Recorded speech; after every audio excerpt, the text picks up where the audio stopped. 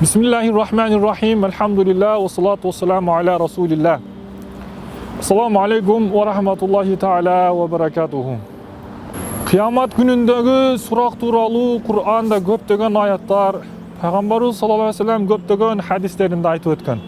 Kıyamet günündeki suraktar bardıq nerselerden adam balası bir joludan gana suralat. Bir gana nerse var, bul nerseden iki jolu suralat. Bul baylık, akça. Bul baylık, akça meselesinde adam balası kıyamet gününde iki jolu suralat dep aytılат. Peygamberimiz hadislerinde kimden namazı жақсы болған болса, қалған сұрақтары жеңіл болады деген hadisler var. Дағы başka bir hadiste Peygamberimiz sallallahu aleyhi ve sellem бұл hadistin manisinde kıyamet gününde hiç kim bir de qadam жыла албайт.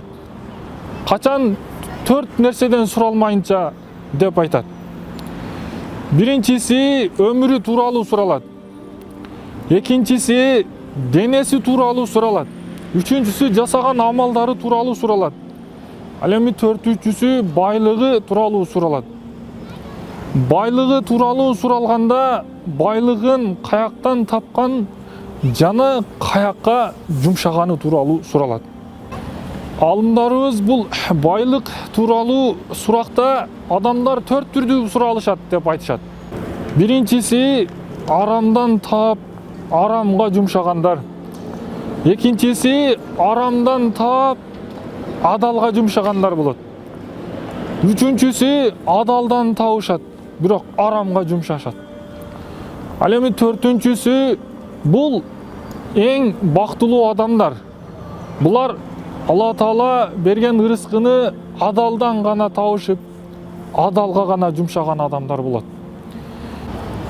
Алла Таала баарыбыздын кыямат күнүндө акча, байлык маселесиндеги сурагыбызды жеңил кылган болсун. Алла Таала баарыбызга адалдан ырыскы берген болсун.